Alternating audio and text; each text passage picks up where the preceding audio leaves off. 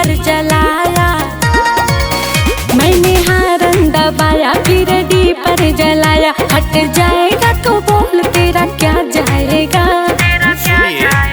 कि हम ड्राइवर हैं, तो क्या हम हुआ? ड्राइवर हैं, हम ड्राइवर हैं, रिस्क नहीं लिया जाएगा। अच्छा? जगह मिलने पर पास गोरी दिया जाएगा। क्या? हम ड्राइवर हैं, रिस्क नहीं लिया जाएगा।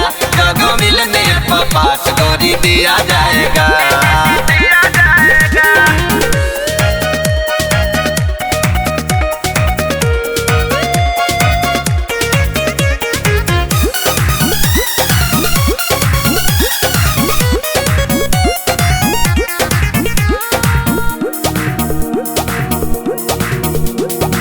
क्यों नहीं देते हो साइड जवाब दो, गाड़ी के पीछे लिखवाए हो आवाज दो। साइड में देता कैसे आगे ट्रक है, तुम ही बताओ मैडम सिंगल सड़क है।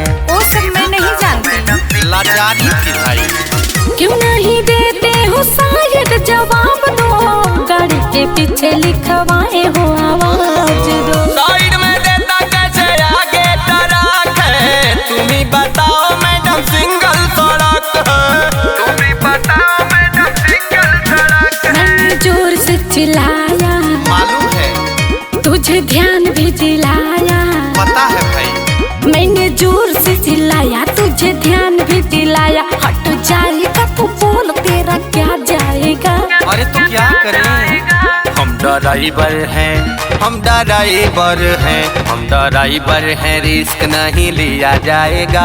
जगह मिलने पर पास गोरी दिया जाएगा। तो मैं क्या करूं? ड्राइवर है, रिस्क नहीं लिया जाएगा। जगह मिलने पर पास गोरी दिया जाएगा।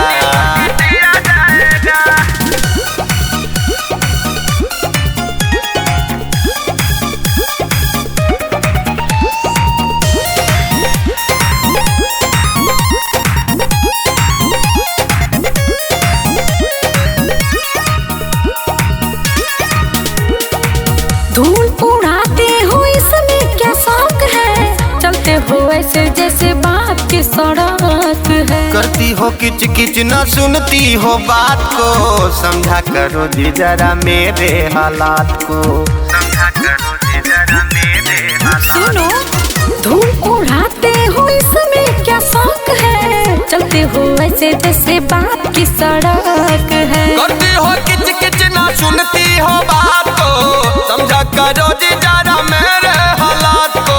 समझा करो जी जरा मेरे हालात। मुझे देर करवाया, मेरा टेंशन बढ़ाया। मुझे देर करवाया, मेरा टेंशन बढ़ाया। कंप्लेन पपूरा जा तेरा किया जाएगा। हम ड्राइवर हैं, हम ड्राइवर हैं, हम ड्राइवर हैं, रिस्क नहीं लिया जाएगा। जगह मिलने पर पास गोरी दिया जाएगा। कि हम ड्राइवर हैं, रिस्क नहीं लिया जाएगा। जगह मिलने पर पास गोरी दिया जाएगा।